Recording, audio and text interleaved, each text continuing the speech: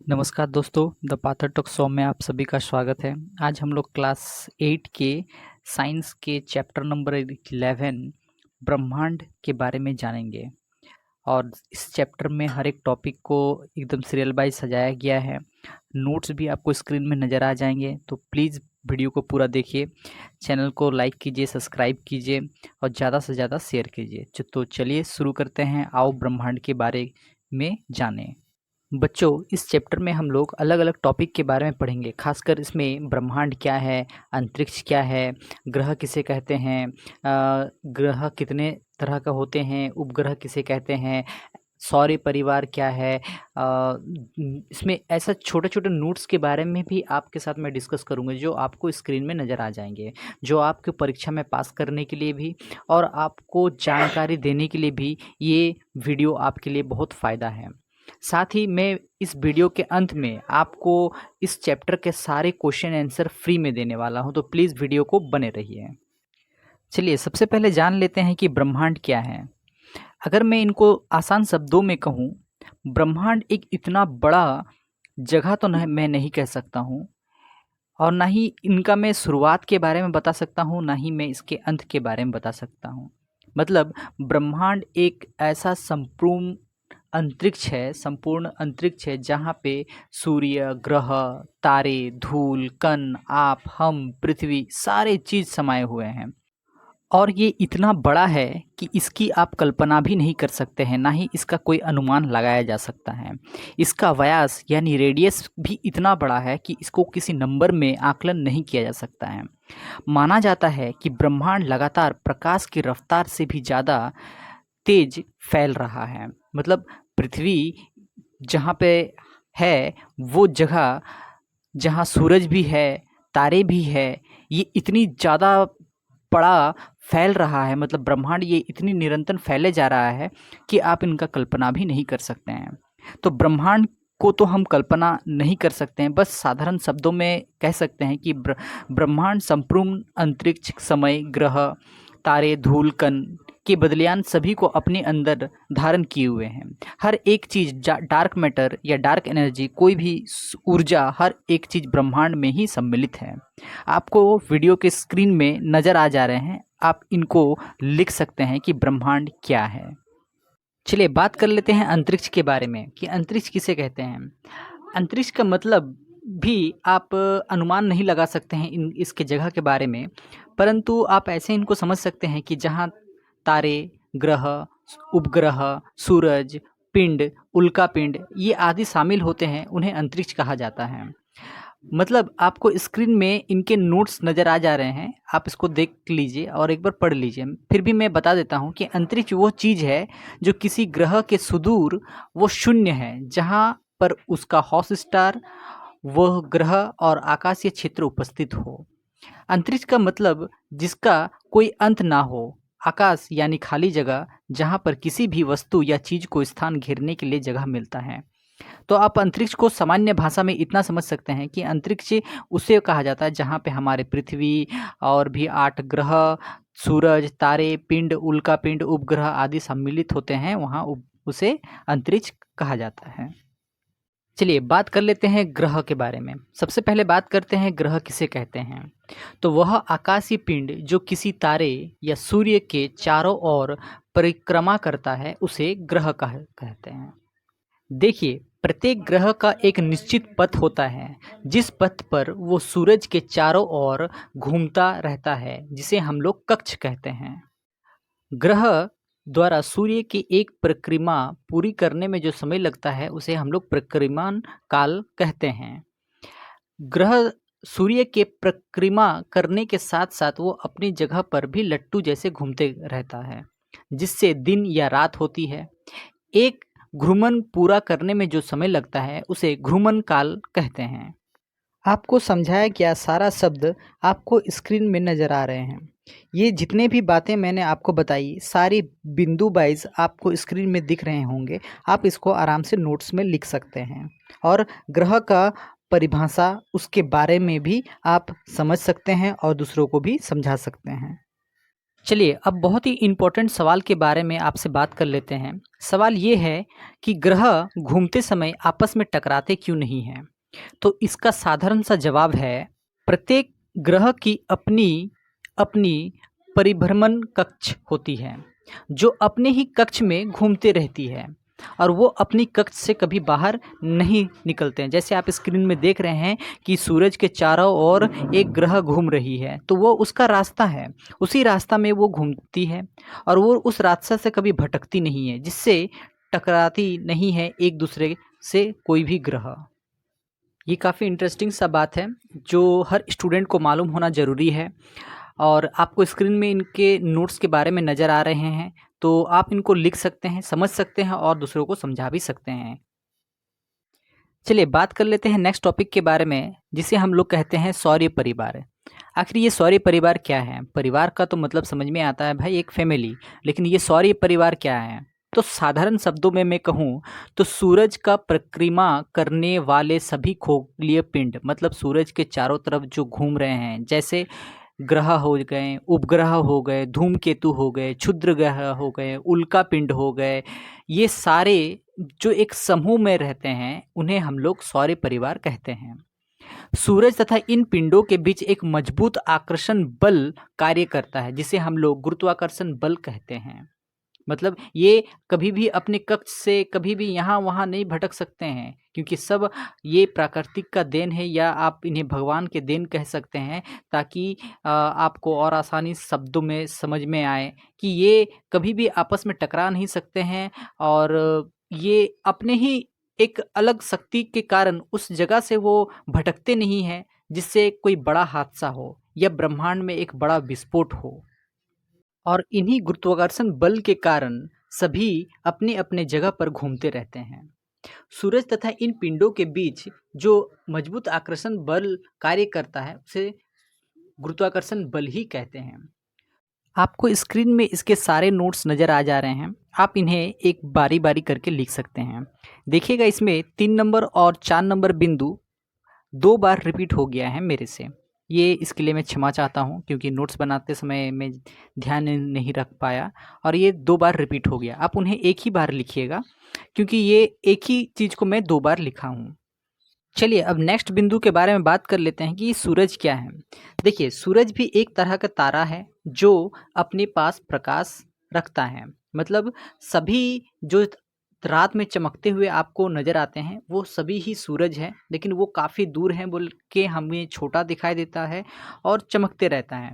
लेकिन जो सामने में है सबसे बड़ा तारा वो है सूर्य, और वो इतने नज़दीक है कि हम उन्हें देख सकते हैं बहुत ज़्यादा चमकते हुए, इसलिए उसका नाम हम लोग सूर्य रखे हैं।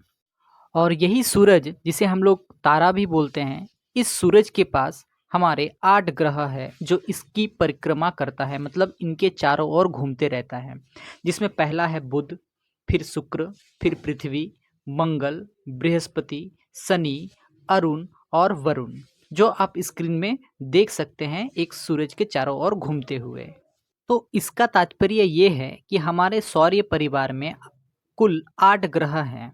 इसमें 9वां ग्रह भी था, लेकिन अब उसे नासा के साइंटिस्ट ने ग्रह नहीं मान रहे हैं। तो ये 2006 के बाद से उसको मानना बंद कर दिया है। नोट्स स्क्रीन में नज़र आ जा रहे हैं, आप इन्हें बारी बारी करके आप अपना कॉपी में लिख सकते हैं। चलिए अब बारी है आपसे कुछ और बिंदु के बारे में बातचीत करने का, तो शुरू करते हैं और एक एक बिंदु करके आपसे बात कर लेते हैं।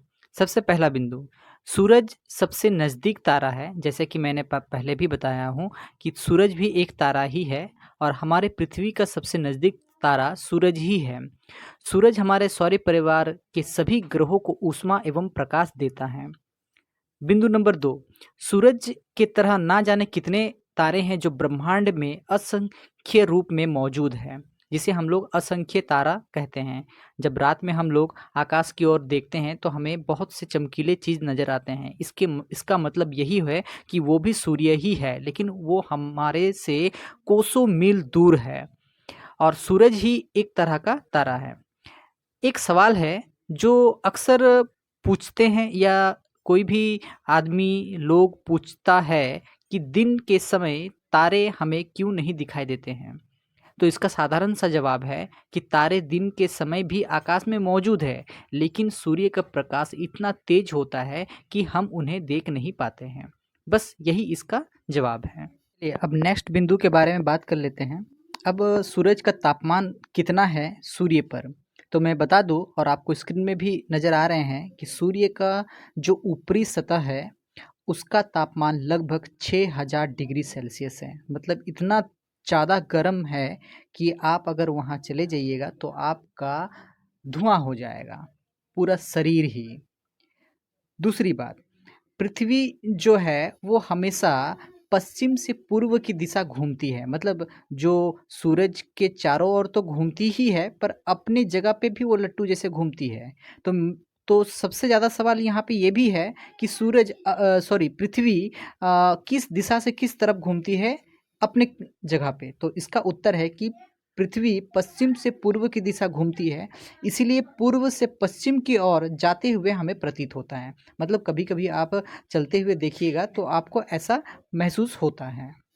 तो अभी तक हम लोग समझ चुके हैं कि सूरज और तारा एक ही चीज़ है, बस दूर होने के कारण तारा कहते हैं और सामने होने के कारण सूरज कहते हैं। तो उसी तरह एक सूर्य है जिसको हम लोग ध्रुव तारा कहते हैं। मतलब ये तारा जो है, ये सूरज जो है काफ़ी दूर है, इसीलिए इसका नाम ध्रुव तारा पड़ा। अब ये ध्रुव तारा क्या है? आकाश में ध्रुव तारा एक ऐसा तारा है जो पृथ्वी के अक्ष की दिशा में स्थित है। मतलब ये पृथ्वी का अक्ष, मतलब पृथ्वी का एकदम बीचों बीच ये स्थित है। यह तारा गति करते हुए प्रतीत नहीं होता। मतलब वो पृथ्वी का एकदम सेंटर में होने के कारण वो कभी भी आपको हिलते हुए नज़र नहीं आएंगे। क्यों? क्योंकि वो तारा जो है पृथ्वी के बीचों बीच है और हम लोग तो साइड में हैं, और पृथ्वी ऐसे तो गोल गोल घूमते रहता है। तो ऐसे हम लोग को वो महसूस होगा कि वो सीधा का सीधा ऊपर में देखने को मिलेगा, वो घूमते हुए हम लोग को नज़र नहीं आएगा। इसी को ध्रुव तारा कहते हैं। अब तक हमने जाना कि अंतरिक्ष क्या है, ब्रह्मांड किसे कहते हैं, तारा किसको कहते हैं, सूर्य क्या है, ध्रुव तारा किसको कहते हैं। ये बहुत सारी चीज़ों के बारे में आपसे बात किए। चलिए अब नेक्स्ट टॉपिक के बारे में बात करते हैं, जिसको कहते हैं तारामंडल। ये तारामंडल क्या होता है? मैं आसान शब्दों में कहूँ तो जो ग्रुप में तारे आपको आकाश में नज़र आते हैं उसी को तारामंडल कहते हैं। बहुत ही साधारण शब्दों में है। अगर इसको हिंदी में आपको नोट्स लिखना है तो आपको स्क्रीन में नज़र आ रहे हैं, आप उसके लिख सकते हैं। आसमान में पहचाने जाने योग्य आकृतियों वाले तारे के समूह को तारामंडल कहते हैं। मतलब आप जब आकाश में देखेंगे तो आपको कभी चम्मच की आकार का एक तारा का ग्रुप दिखेगा, तो कभी भालू के आकार का कोई ग्रुप दिखेगा, तो कभी कोई टेडी बियर का आकार का तारा का ग्रुप दिखेगा। तो इस तरह का जो ग्रुप में आपको तारे नज़र आएंगे आकाश में, उसी को तारामंडल कहते हैं। आपके इस किताब में अलग अलग तारामंडल के बारे में बात किया है, जिसमें बृहद सप्तऋषि, लघु सप्तऋषि, वृश्चिक, मृग सप्तऋषि, ऐसे बहुत से ना जाने कितने तारामंडल है। लेकिन आपकी किताब में सिर्फ 5 या 6 तारामंडल के बारे में हम आपसे अभी बात करेंगे। चलिए अब बारी बारी से एक एक तारामंडल के बारे में बात कर लेते हैं। आपकी बुक में सबसे पहला जो तारामंडल का नाम है वो है बृहद सप्तऋषि। अब ये बृहद सप्तऋषि क्या है, इसमें कितने तारे हैं, ये सारे आपको स्क्रीन में बिंदु वाइज मिल जाएंगे। मतलब इसको आप पॉइंट वाइज आपको स्क्रीन में नज़र आ रहे हैं। आप इसको आराम से एक एक करके पॉइंट लिख सकते हैं और बहुत ही सिंपल शब्द में दिया हुआ है, इसको आप समझ भी सकते हैं। चलिए बात कर लेते हैं बृहद सप्तऋषि, जिसे हम लोग सप्तऋषि भी कहते हैं। चलिए बात कर लेते हैं अभी बृहद सप्तऋषि के बारे में। ये सप्तऋषि, इसे आप फरवरी और मई महीने के बीच में, रात के बीच में या फिर रात के प्रथम पहर में ही आप उत्तर दिशा में देख सकते हैं। इस तारामंडल को हम लोग इंग्लिश में ग्रेट बियर भी कहते हैं या सप्तऋषि भी कहते हैं। और इसमें टोटल 7 तारे नज़र आएंगे एक जगह पे ग्रुप में बने हुए। इसे आप जब आकाश में देखेंगे तो आपको एक क्वेश्चन चिन्ह की तरह दिखाई देगा या फिर एक चम्मच की तरह दिखाई देगा। इस तारे मंडल को आप पूर्व से पश्चिम की तरफ गति करते हुए नजर आएंगे। जब इसको आप आकाश में देखेंगे तो आपको लगेगा कि ये पूर्व से पश्चिम की तरफ जा रहे हैं। इस सप्तऋषि में दो तारे सबसे चमकीले तारे होते हैं और उसमें ध्रुव तारा को इंगित करता है। मतलब आप उसको जब ध्यान से देखेंगे तो लगेगा कि एक तारा दो तारा जो चमकता है वो ध्रुव तारा की ओर इशारा कर रहा है। तो ये सप्तऋषि के बारे में था।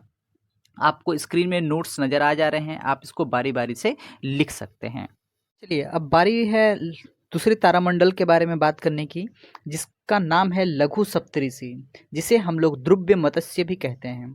इस तारामंडल को हम लोग गर्मियों के मौसम में आकाश में साफ देख सकते हैं और ये उत्तर दिशा में दिखता है। इसमें भी कुल 7 तारे हैं जो आपको स्क्रीन में नज़र आ रहे हैं। और स्क्रीन में आप देखिए सेकंड नंबर पॉइंट थोड़ा सा मिस्टेक है, वहाँ पे कुल सेट लिखा हुआ है, वहाँ पे कुल 7 होगा।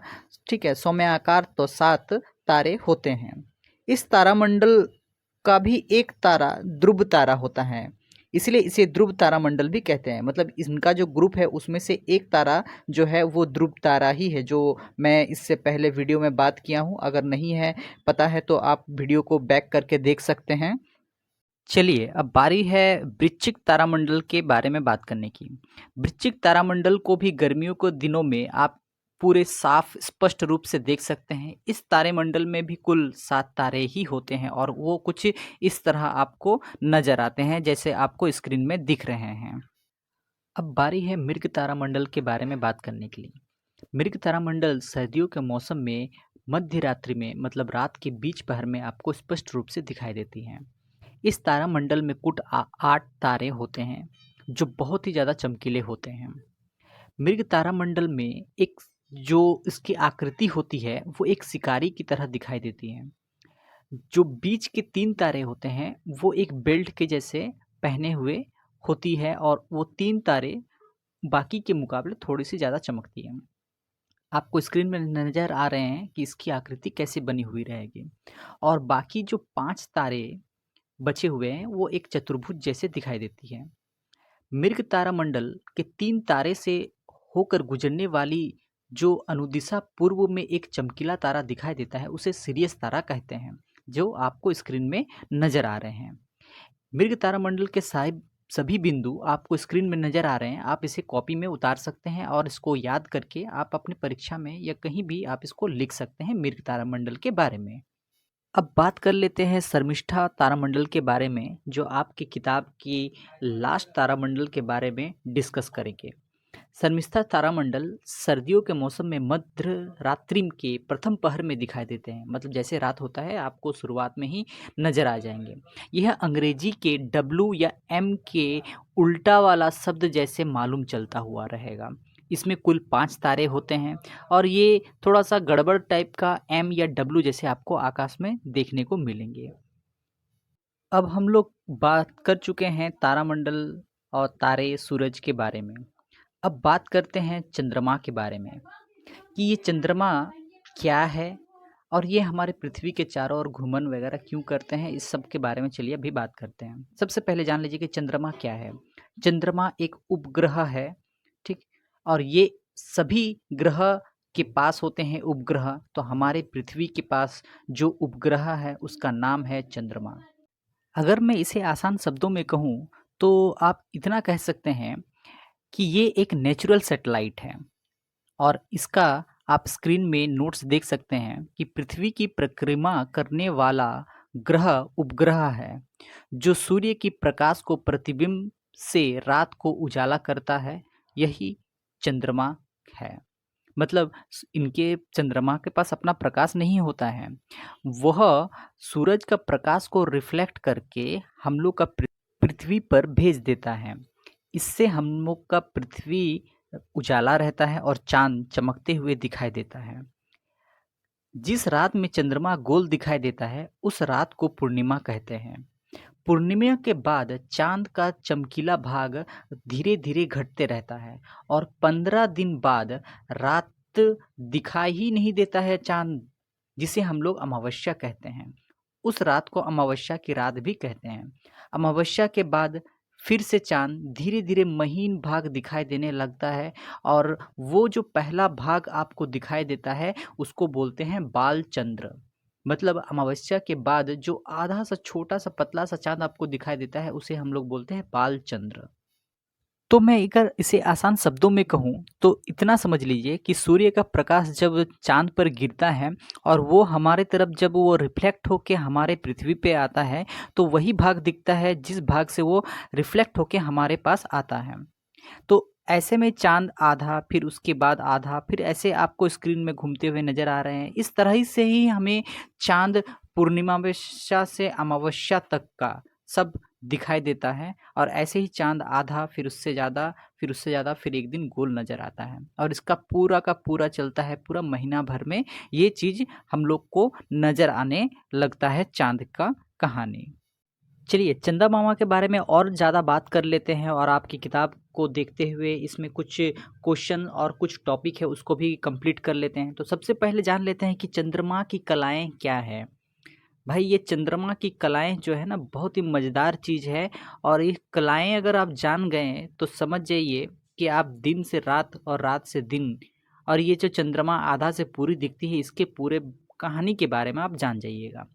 तो समझ लेते हैं कि चंद्रमा की कलाएँ क्या है। मतलब पूरे महीना तक चंद्रमा का जो भाग थोड़ा से, उससे ज़्यादा से, फिर उससे ज़्यादा से, फिर वो गोल तक जो नज़र आते हैं, इसी को चंद्रमा की कलाएँ कहते हैं। स्क्रीन में आपको नोट्स नज़र आ रहे हैं। पूरे माह तक चंद्रमा की प्रदीप्त भाग की विभिन्न आकृतियों को चंद्रमा की कलाएँ कहते हैं। एक चंद्रमा मतलब चंद्रमा का जो कलाएँ जो होता है इसे अगर हम मतलब देखा जाए तो ये पूरे महीने भर की कहानी है। तो इसे मैं एक बिंदु और लिखा हूँ कि एक पूर्णिमा से दूसरी पूर्णिमा तक की जो समय होता है वो लगभग 30 दिन तक होती है। मतलब 29.5 दिन, जिसे कैलेंडर में हम लोग 1 महीना कहते हैं। और यह चंद्रमा की कलाएँ जो है ना ये पूरा महीना भर तक चलता है, इसीलिए हम लोग महीने तक का गिनते हैं कि आज 1 से 30 तारीख होता है और इसी के कारण हम लोग 1 से 30 तारीख या 31 तारीख तक गिनते हैं। चलिए अब बात करते हैं एक प्रश्न के बारे में कि चाँद चमकता क्यों है? तो सिंपल सा है, आपको स्क्रीन में नोट्स नज़र आ रहे हैं कि चाँद के पास अपना प्रकाश तो नहीं होता है भाई। यह सूरज का प्रकाश को अपने ऊपर जब गिरता है, मतलब सूरज की रोशनी जब इनके ऊपर गिरता है तो वो रिफ्लेक्ट कर देता है, मतलब वहाँ से वो वापस भेज देता है हमारे पृथ्वी पे, जिसे हम लोग परावर्तन कहते हैं। तो यही लिखा हुआ है आप स्क्रीन में कि यह अपने ऊपर पड़ने वाले सूर्य का प्रकाश को हमारी ओर प्रवर्तित कर देता है। जिस भाग से वो प्रवर्तित होता है वही भाग हमको चमकते हुए नज़र आता है और वही भाग हमको दिखता है। तभी हम इसको चंद्रमा की कलाएँ भी कहते हैं और चमकता भी चाँद इसी कारण से है। तो चाँद के पास अपना खुद का रोशनी नहीं होता है। चलिए एक सवाल और है जो आप की किताब में दिया हुआ है, वो ये है कि सूर्य रात में क्यों नहीं दिखाई देता है? बहुत ही साधारण सा सवाल है और आपको शायद इसका जवाब भी पता हो चुका होगा हमारे वीडियो को देख देख के। तो मैं फिर भी बता देता हूँ कि सूर्य रात को इसलिए नहीं दिखाई देता है क्योंकि हमारा पृथ्वी जो है वो अपने जगह पर भी लट्टू जैसे घूमते रहता है। देखिए इसे आसान शब्दों में समझते हैं। पृथ्वी सूरज के चारों ओर घूमते रहता है, ये तो सभी को मालूम है। तो इसी दौरान पृथ्वी का जो हिस्सा सूरज के सामने रहता है वो दिन होता है और जो पीछे हो जाता है वो रात होता है। याद रखिए सूरज कभी अस्त नहीं होता है, मतलब सूरज कभी डूबता नहीं है। वो किसी न किसी भाग में पृथ्वी से दिखाई ज़रूर देता है। जैसे आज हमारे भारत में यहाँ दिन है तो कहीं और रात होगा और अगर हमारे भारत में अगर रात है तो कहीं और दिन होगा। तो सूरज कभी डूबता नहीं है, ये तो आपको मालूम चल गया और इसी कारण हमें दिन और रात प्रतीत होता है, ऐसे हम लोग को मालूम चलता है। ऐसे ही वीडियो को देखने के लिए अगर आप हमारे चैनल में नए हैं तो चैनल को लाइक कर लीजिए, सब्सक्राइब कर लीजिए, ज़्यादा से ज़्यादा शेयर कीजिए और बेल आइकन को भी प्रेस कर लीजिए ताकि सबसे पहला नोटिफिकेशन आपको मिले। चलिए अब बारी है बात करने के लिए हमारे नेक्स्ट टॉपिक की, जिसका नाम है उपग्रह। ये उपग्रह क्या होता है? इसे साधारण भाषा में अगर हम और आप अगर बात करें और इसमें बोलचाल भाषा में देखा जाए तो इसे सैटेलाइट कहते हैं। मतलब हिंदी का अनुवाद करें इंग्लिश में तो ये है सैटेलाइट। ये उपग्रह और सैटेलाइट जो है कुछ नहीं, ज़्यादा से ज़्यादा इसे ऐसे आप कह सकते हैं कि कुछ आकाशीय पिंड जो ग्रहों की परिक्रमा करता है उसे उपग्रह कहते हैं। मतलब जो ग्रह जैसे हमारे पृथ्वी है, मंगल है, सूर्य है, सूर्य तो नहीं है, शुक्र है, तो इनके चारों तरफ जो ग्रह परिक्रमा करता है उसे हम लोग उपग्रह कहते हैं। उपग्रह में सबसे साधारण अगर एग्जाम्पल मैं लूँ तो वो है चाँद। आपको स्क्रीन में इसके नोट्स नज़र आ रहे हैं। देखिए उपग्रह में मैंने 2 नोट्स लिखे हैं। सबसे पहला नोट्स में मैं ये लिखा हूँ कि कुछ आकाशीय पिंड जो ग्रहों की परिक्रमा करता है उसे उपग्रह कहते हैं। मैं इसे साधारण शब्दों में अभी भी समझा चुका हूँ, तो इसे आप लिख सकते हैं। और पृथ्वी का जो एक उपग्रह है उसे हम लोग चाँद कहते हैं। सैटेलाइट भी है बहुत सारा, लेकिन वो उपग्रह जो प्राकृतिक द्वारा बनाया गया है वो है चाँद। ये एक जनरल नॉलेज का क्वेश्चन भी है कि पृथ्वी का ऐसा कौन-सा उपग्रह है जो प्राकृतिक उपग्रह है, वो है चाँद। चलिए अब नेक्स्ट टॉपिक के बारे में बात करते हैं जिसका नाम है कृत्रिम उपग्रह। क्या है कृत्रिम उपग्रह? मैं इसे साधारण शब्दों में आपको अगर समझाऊँ तो कृत्रिम उपग्रह उस उपग्रह को कहते हैं जो इंसान द्वारा बनाए जाते हैं। मतलब ये वो सैटेलाइट होते हैं जो इंसान द्वारा बनाए जाते हैं, उसी को हम लोग कृत्रिम उपग्रह कहते हैं। कृत्रिम उपग्रह जो भारत का सबसे पहला उपग्रह था वो है आर्यभट्ट, जो 1975 में पृथ्वी के अक्ष में छोड़ा गया था। अक्ष मतलब एक ऐसा स्थान, ना वो पृथ्वी से बाहर जा सकता है, ना वो पृथ्वी के अंदर आ सकता है। कृत्रिम उपग्रह के मदद से हम लोग रेडियो, टीवी, मोबाइल, मौसम, गूगल मैप्स आदि की बहुत सारा मदद ले सकते हैं। और आप पृथ्वी का जो अलग-अलग जगह पे जो रियल सैटेलाइट का इमेज जो देखते हैं, फ़ोटो जो देखते हैं, ये कृत्रिम उपग्रह मतलब ये सैटेलाइट की मदद से ही देख सकते हैं। तो ये कृत्रिम उपग्रह कुछ नोट्स थे जो आपको स्क्रीन में नज़र आ रहे हैं, आप इसको बारी-बारी से लिख सकते हैं। चलिए अब बात कर लेते हैं बुध ग्रह के बारे में। यह सूरज का सबसे निकटतम ग्रह है। यह ग्रह बाकी ग्रह की तुलना से सबसे तेज गति में सूरज के चारों ओर घूमता है। और यह ग्रह लगभग देखा जाए सूरज के सामने होने के कारण ये ग्रह मतलब जल चुका है। मतलब ये ग्रह ना के बराबर ही आप कह सकते हैं, क्योंकि इस ग्रह में जीवन तो संभव ही नहीं है, क्योंकि ये इतना गर्म होता है कि यहाँ का तापमान जो है 45 डिग्री सेल्सियस तक पहुँच जाता है। इसका जो व्यास है मतलब इस ग्रह का जो डायमीटर है वो है 4878 किलोमीटर। और सूर्य की प्रकाश के कारण इस ग्रह को हम लोग देख नहीं पाएँगे पृथ्वी से, क्योंकि ये सूरज के सबसे नज़दीक है, तो इसके तरफ अगर हम लोग देखते हैं तो सूर्य का प्रकाश इतना तेज होता है कि इस ग्रह को हम लोग देख नहीं सकते हैं। यह ग्रह 88 दिनों में ही पूरा सूरज के चारों ओर का परिक्रमा जो है घूम के ख़त्म कर लेता है। इसीलिए यहाँ बहुत ही जल्दी यहाँ पे दिन और रात हो जाते हैं, लेकिन इस ग्रह में जीवन संभव ही नहीं है, तो दिन और रात कहाँ से होंगे? तो ये बुध ग्रह के बारे में सारे नोट्स आपको स्क्रीन में नज़र आ रहे थे, तो इसको आप लिख लीजिए बारी-बारी करके, जो आपकी किताब में दिए हुए थे उसी को मैं शॉर्ट नोट्स आपको स्क्रीन में बना के दे रहा हूँ। चलिए अब सौर परिवार के दूसरे ग्रह के बारे में बात करते हैं जिनका नाम है शुक्र, जिसे इंग्लिश में वेनस भी कहा जाता है। ये सबसे अधिक गर्म वाला ग्रह है और कभी-कभी क्वेश्चन भी आपसे पूछा जा सकता है कि सबसे अधिक ग्रह का नाम बताइए, तो आपका उत्तर होना चाहिए शुक्र ग्रह। रात के समय इस ग्रह को ज़्यादा चमकते हुए पृथ्वी से देखा जा सकता है। इस ग्रह का व्यास है 12,104 किलोमीटर। यह 255 दिनों में सूर्य की पूरा परिक्रमा को पूरा कर लेता है। यह शुक्र ग्रह जो है पश्चिम मतलब देखा जाए तो मतलब ये पूरब से पश्चिम की ओर घूर्णन करता है और अन्य ग्रहों के उल्टा दिशा में घूर्णन करता है। शुक्र ग्रह सूर्योदय से पहले पूर्व दिशा में तथा सूर्यास्त के बाद पश्चिम में आकाश की ओर दिखाई देता है। जब हम लोग संध्या देते हैं तो आप देखिएगा, संध्या देने का समय हमें शाम के समय गांव देहात में जो संध्या देता है उसमें आपको सबसे पहला तारा देखते हुए संध्या दिया जाता है। तो यही तारा तारा तो नहीं होता, यही एक ग्रह है जिसको हम लोग देखते हैं जो पहले चमकते हुए आपको नज़र आता है। इसीलिए इसे प्रभात तारा या संध्या तारा भी कहते हैं। अब बात करते हैं हमारे सौर परिवार के तीसरे नंबर ग्रह के, जिसका नाम है पृथ्वी, और यही एकमात्र ग्रह है जहां जीवन पाया जाता है। पृथ्वी ग्रह का व्यास 12,760 किलोमीटर है। यह 365 दिन में पूरा का पूरा सूर्य का परिक्रमा करके अपना परिक्रमा काल को पूरा करता है। इसीलिए हमें पूरा साल भर को 365 दिन कहा जाता है। पृथ्वी 23 घंटे 56 मिनट में अपनी दूरी पर ही घूर्णन करता है, मतलब जो अपनी जगह पे लट्टू जैसे जो घूमते रहता है वो 24 घंटा जिसको हम लोग बोलते हैं, इसी कारण वो 24 घंटा होता है जो दिन से रात होता है, जो पृथ्वी अपने ही जगह पे लट्टू जैसा 24 घंटे में पूरा करता है और 365 दिन में पूरा का पूरा सूरज की परिक्रमा करके पूरा करता है।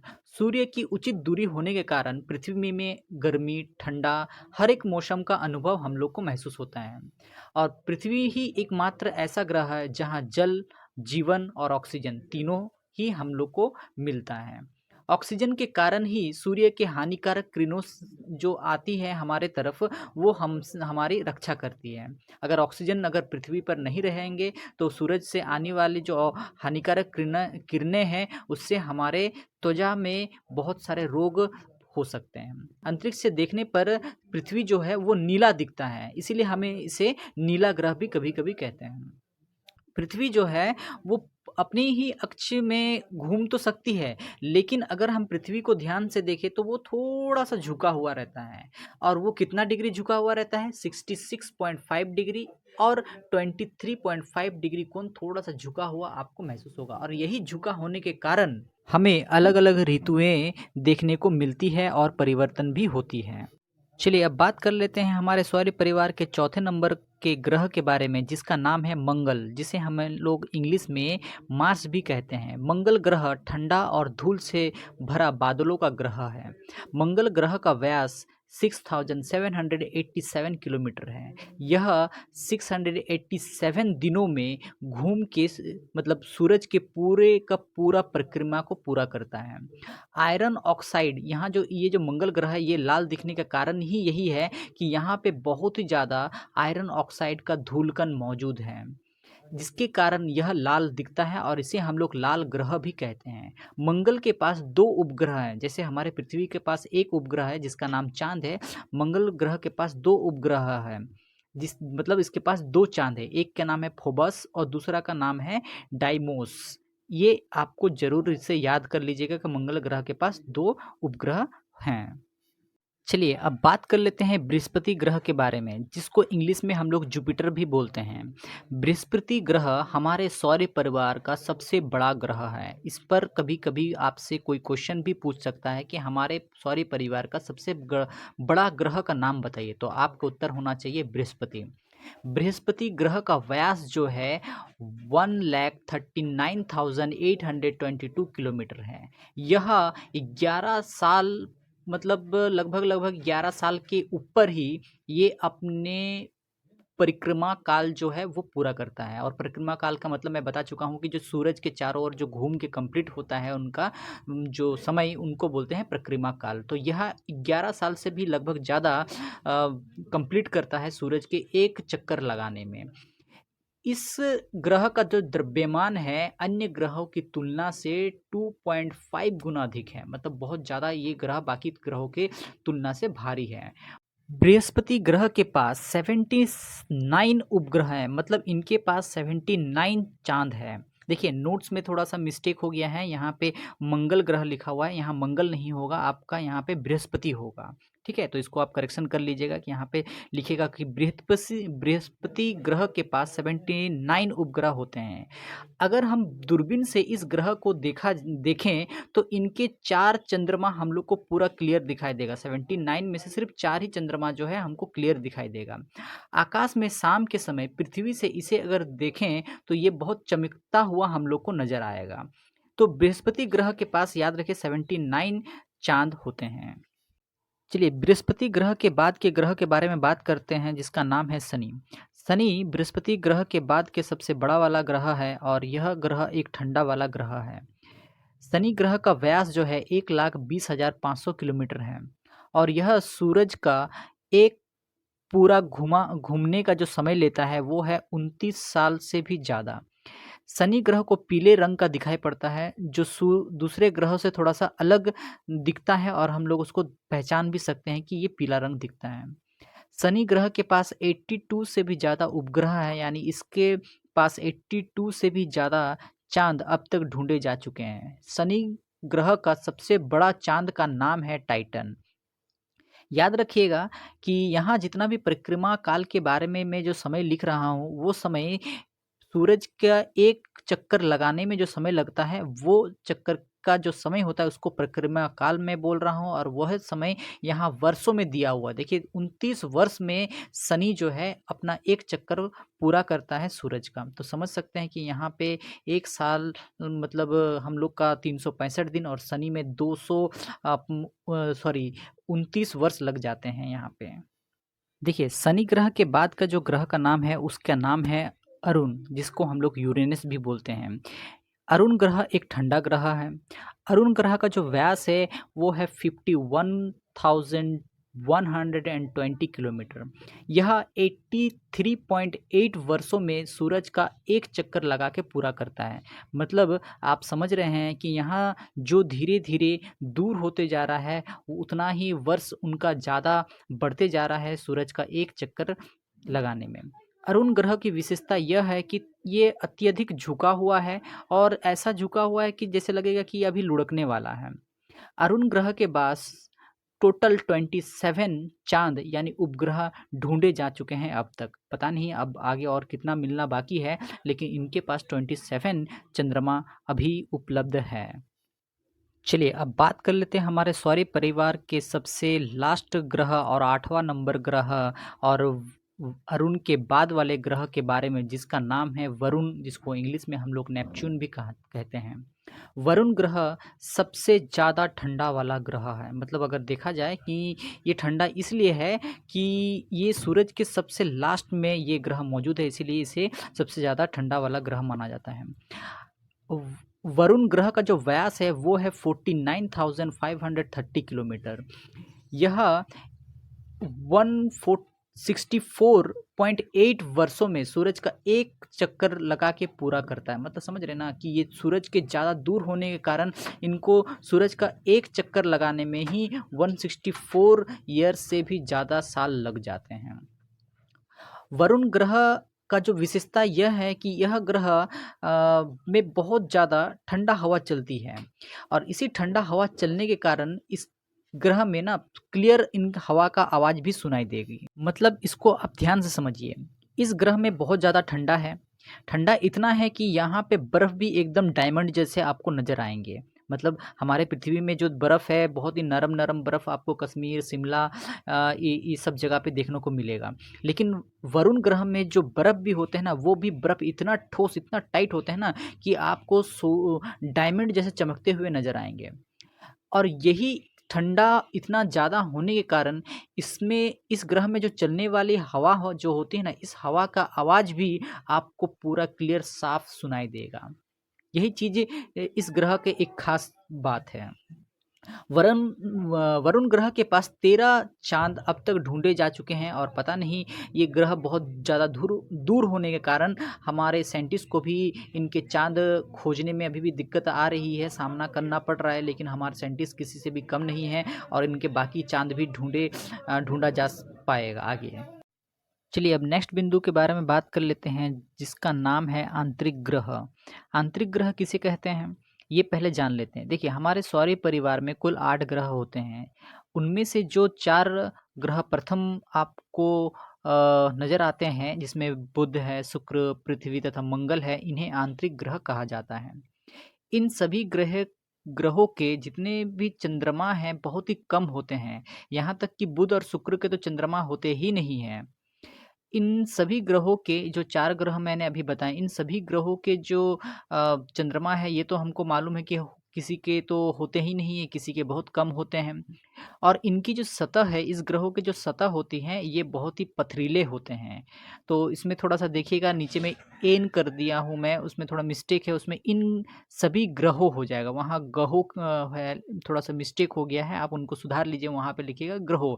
इन सभी ग्रहों के सतह पथरीले होते हैं, ठीक है? तो इन्हीं को आंतरिक ग्रह कहा जाता है। चलिए अब नेक्स्ट बिंदु के बारे में बात कर लेते हैं, जिनका नाम है बाह्य ग्रह। देखिए आंतरिक ग्रह में जो आपको ग्रह के नाम मैंने बताएँ, उसके अलावे जो बचता है ग्रह, उसी को बाह्य ग्रह कहा जाता है। मतलब जो सूरज से काफ़ी दूर जो ग्रह है, जो 4 ग्रह हैं जिसमें बृहस्पति, शनि, अरुण और वरुण, इसी को बाह्य ग्रह कहा जाता है। क्यों? क्योंकि ये सूरज से काफ़ी दूर हैं।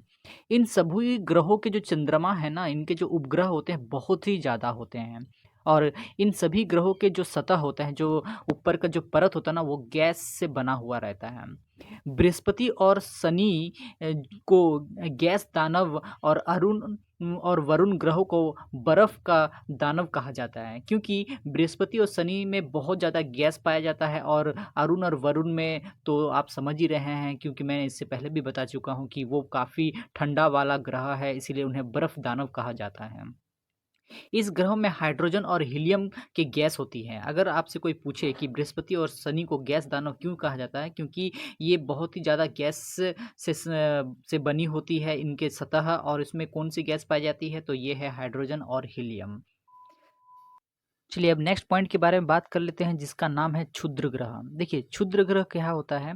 मंगल तथा बृहस्पति के जो कक्षाएँ होती हैं, जो उन ग्रहों के बीच में जो गैप होती है, जिसको हम लोग अंतराल बोलते हैं, उस गैप के बीच में आपको छोटे-छोटे पिंड नज़र आते हैं। मतलब छोटे-छोटे पत्थरों जैसे नज़र आने लगते हैं। उन्हीं को क्षुद्र ग्रह कहते हैं, जो सूरज के परिक्रमा के साथ-साथ उन ग्रहों के भी परिक्रमा करता रहता है। माने सूरज के चारों तरफ तो घूमता ही है, और वो उन ग्रहों के चारों तरफ भी घूमते रहता है। इसी को क्षुद्र ग्रह कहते हैं। मतलब एक सीधा सा सिंपल सा बात में मैं आपको अगर समझाऊं, तो मंगल तथा बृहस्पति ग्रह के जो बीच में जो गैप होते हैं, उसी गैप में एक बहुत बड़े बड़े छोटे छोटे पिंड नजर आते हैं, उन्हीं को क्षुद्र ग्रह कहते हैं।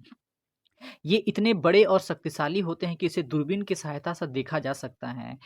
और इसमें से तो ऐसे तो बहुत सारे क्षुद्र ग्रह होते हैं, लेकिन सेरेस नाम का क्षुद्र ग्रह, जो सबसे बड़ा क्षुद्र ग्रह माना गया है अब तक का, वो है 940 किलोमीटर उन क्षुद्र ग्रह का। चलिए अब नेक्स्ट बिंदु के बारे में बात कर लेते हैं, जो है धूमकेतु। देखिए धूमकेतु वो आकाशीय पिंड है जिनके केंद्रीय भाग ठोस होते हैं। मतलब वो भी एक बहुत बड़ा पत्थर का ढेला जैसा दिखता है, और उसके अंदर जो होता है ना, बहुत ही ठोस होते हैं।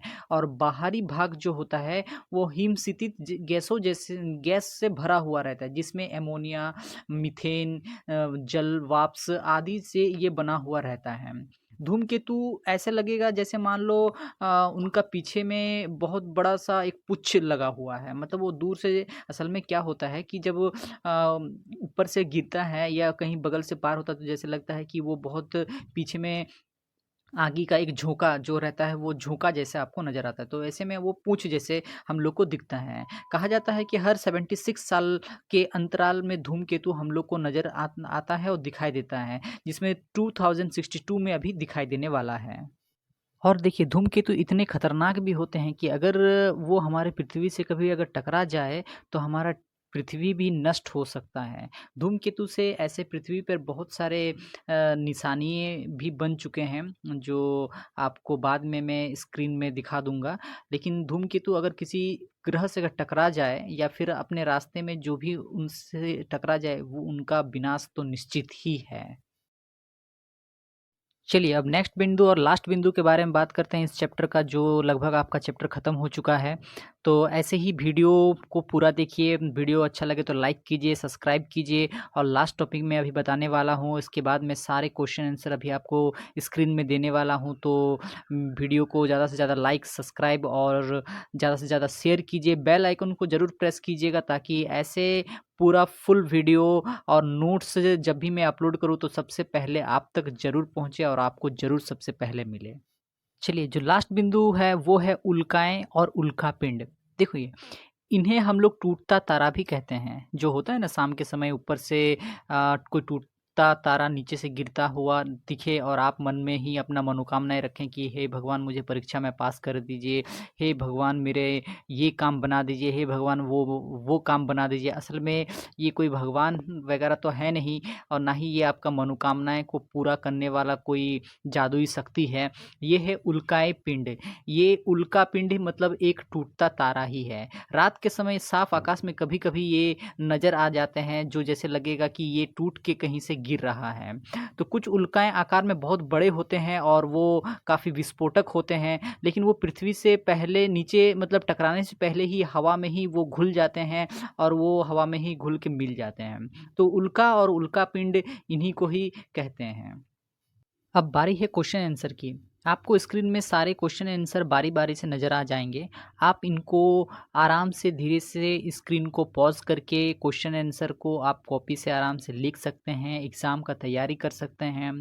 ये वीडियो काफ़ी बड़ा हो चुका है, ये मुझे मालूम है, लेकिन क्या करूँ, आपके लिए मैं इतना मेहनत कर रहा हूँ, तो एक वीडियो को तो लाइक ज़रूर बनता है और कोशिश करता हूँ कि मैं सारे नोट्स को शॉर्ट बनाऊँ, तो नोट्स तो शॉर्ट ही बन रहे हैं और अगर आपको कहीं कुछ लगता है कि इसको और अच्छा से बनाया जाए, तो प्लीज़ कमेंट में हमें बताइए कि हमें और किस तरह से वीडियो को बनाना है और कैसे मैं इसको यूज़ करूँ। तो आपको स्क्रीन में सारे क्वेश्चन आंसर इनके किताब के नज़र आ रहे हैं, आप इनको बारी-बारी से उतार लीजिए, लिख लीजिए और चैनल में नए बने हुए हैं, अगर आपको क्वेश्चन आंसर समझ में आ रहा है, तो आप प्लीज़ क हमें सब्सक्राइब कीजिए, लाइक कीजिए, चैनल को ज़्यादा से ज़्यादा शेयर कीजिए और वीडियो को देखने के लिए थैंक यू।